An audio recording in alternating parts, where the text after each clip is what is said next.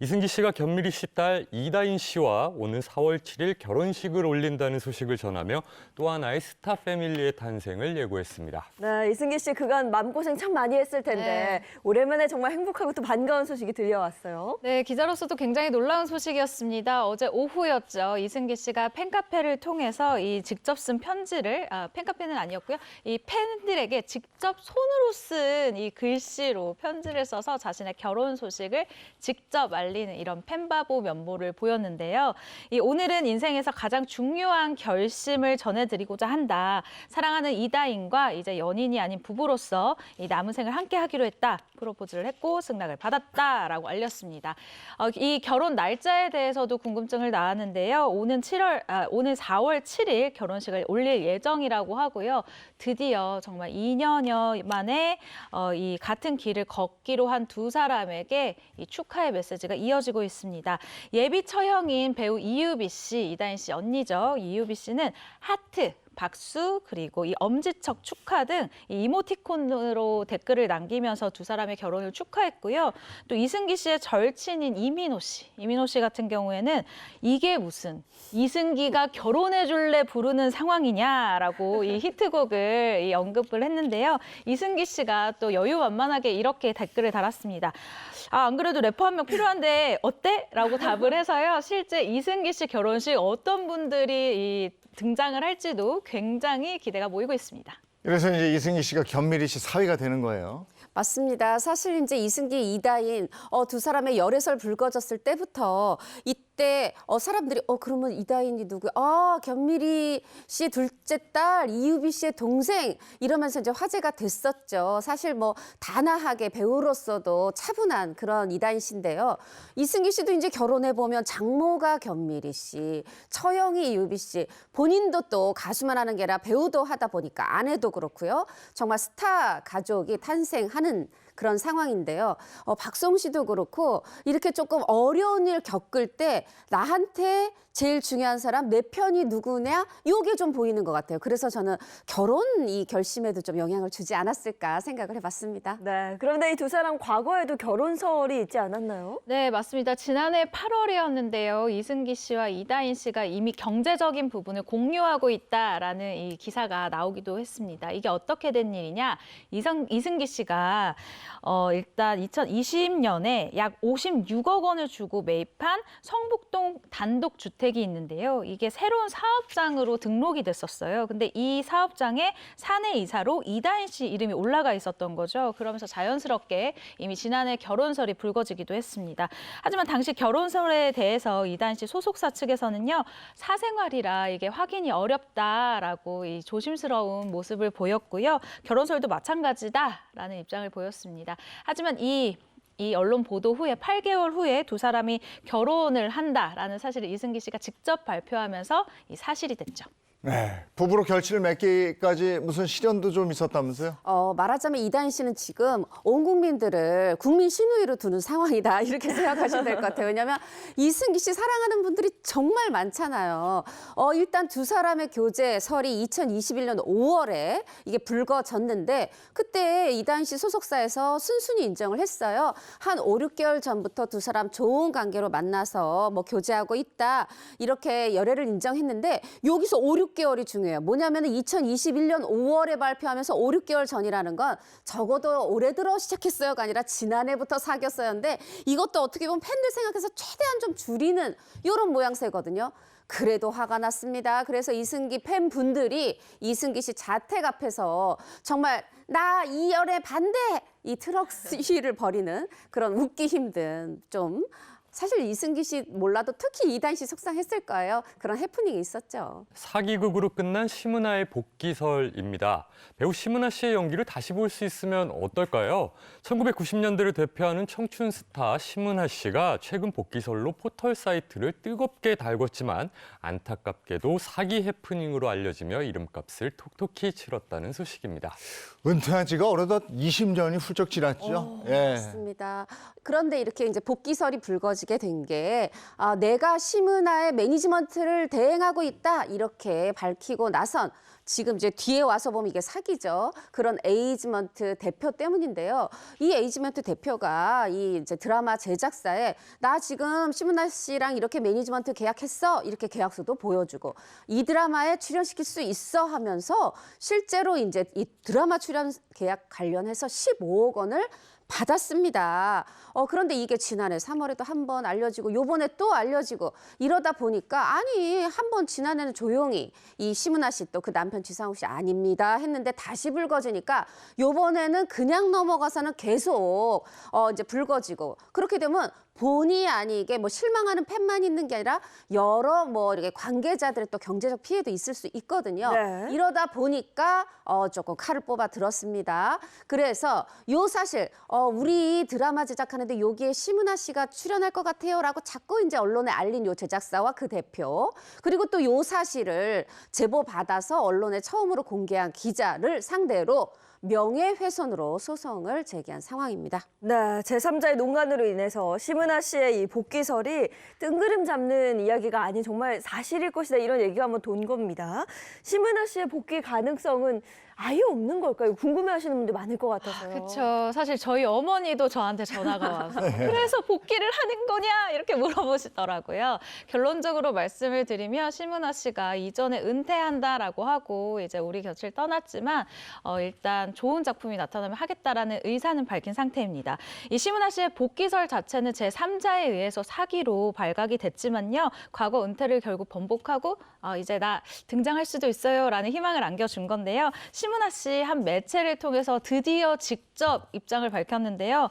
좋은 작품과 함께 좋은 모습으로 뵐 수 있는 그날이 오면 좋겠다라면서 이 복귀 가능성에 대한 여지를 남겼습니다.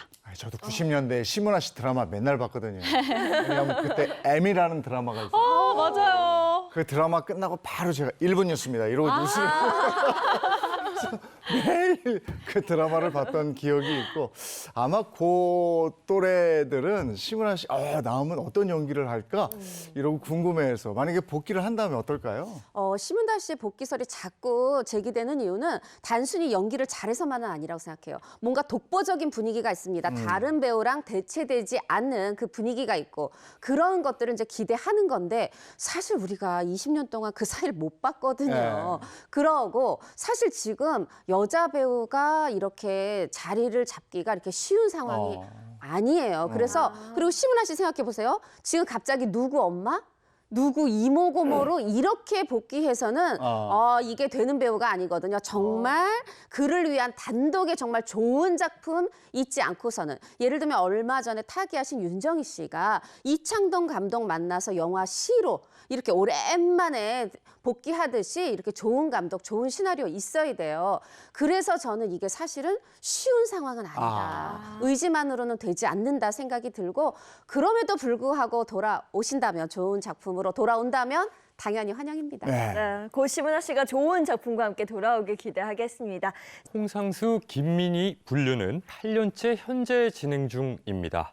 홍상수 감독과 김민희 씨가 베를린 국제영화제에 다시 한번 참석을 알리면서 세간의 따가운 시선에도 8년째 일과 사랑을 지켜내고 있는 두 사람의 근황에 관심이 쏠리고 있다는 소식입니다. 네, 홍상수 감독은 뭐 베를린 영화제와의 인연으로 베를린의 남자 이렇게 불리는 사람이잖아요. 박찬욱 감독이 이제 별명이 깐느 박이었는데 베를린 영화제가 유독 정말 홍상수 감독의 영화를 연이어 좀 초청하면서 이런 별명이 붙었다고 봅니다. 이제 베를린 영화제 한 본선 경쟁 부문에 한 20편 정도가 초청이 되는데 처음 시작은 2008년이었어요. 밤과 낮. 그다음에 한 5년 뒤에 2013년에 누구의 딸도 아닌 혜원. 근데 조금 더 바타져요. 그다음에 4년 뒤에 밤의 해변에서 혼자. 여기까지 주루루 경쟁을 갖고 그다음부터 2020년부터는 아예 쭉쭉쭉 가요. 매년. 2020년에 도망친 여자, 2021년에 인트로덕션, 2022년에 소설과 영화 이렇게 쭉쭉쭉 오고 이번이 7번째인데 요번에 조금 다르긴 해요. 인카운턴스라는 부분은 경쟁 부분하고는 달라요. 뭐 감독상도 주고 다 주긴 하지만 요거는 새로운 시도를 한 요번에 한 16편이 초청됐더라고요. 그 중에 이제 한 편인데 여하튼 이제 해마다로 보면 7년 그러니까 7편 총 7번이 초청이 됐고 6번이 초청이 됐고 그런데 그 중에 요번까지 7번째죠. 6번 중에 과거 6번 중에서 4번 수상을 했어요. 은검상을 4번 받았는데 뭐 배우상도 있죠. 감독상 있고 각본상 있고 심사위원 대상도 있어요. 이렇게 다양하게 받다 보니까 그야말로 베를린의 남자다 이렇게 불리게 된 것 같습니다. 특히 홍상수 감독과 김민희 씨는 베를린에서만큼은 그 뜨거운 애정을 정말 가감 없이 다 보여주는 걸로 알려져 있거든요. 네, 국내에서는 사실상 뭐 운동 생활을 한다라는 표현을 써야 될 정도로 김민희 씨 그리고 홍상수 감독의 모습을 보기가 힘들어요. 보더라도 마스크와 정말 뭐 모자, 뭐 머플러로 꽁꽁 싼 모습을 볼 수가 있는데요. 영화에서는 때로는 주연 배우로 때로는 제작실장으로 이 김민희 씨가 홍상수 감독의 옆을 지키면서요.